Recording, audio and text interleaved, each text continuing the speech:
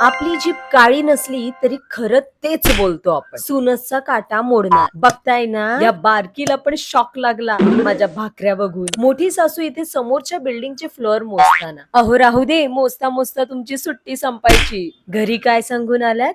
मुंबई फिरायला चाललोय. आणि इकडे येऊन काय ठरलं तर मग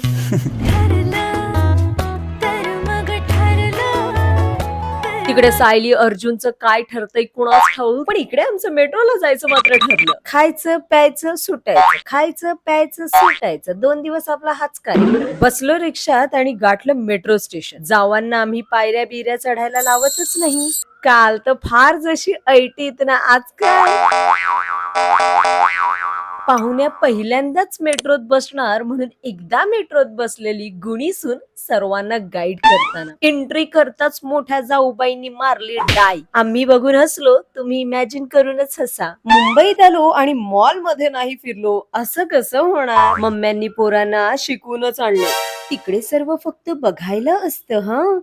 विचारा भोळा पोरींनी ठेवला विश्वास. मम्मीने नाही दिलं तर काय झालं? काकू आहे ना, फुकट भेटलेले का होईना आपण घेऊन दिले ना फुगे. मॉल मधून काय आणलं तर फुगे. सांगायला पण किती भारी वाटतं ना फुगे. रात्रीचा प्लॅन तर जबरदस्त. डायरेक्ट मरीन ड्राईव्ह, निळशार पाणी, थंड हवेची झुळूक, सगळं काही निवांत. पोहोचताच सॅटर्डे नाईटच्या गर्दीने सासूबाईंचा मूडच ऑफ करून टाकला. कोडच्या कोड संघ आणला. मस्त घरा बसून सायलीला तरी पाहिजे. आता कोण सायली एव्हाना तुम्हाला कळालंच असेल. पण खरा गेम झाला जेव्हा विरार लोकल पकडली. मरीन लाईनला चढताना आपल्यासाठी स्पेशल डब्बा की काय असं सगळ्यांना वाटलं. जसं दादर आलं, शोध कुठे शोध कुठे, डायरेक्ट दहिसरला उतरल्यावरच दिसला ग बाई दिसला. चालून चालूनच सगळ्यांचा भुस पडलाय. फिटली हौस.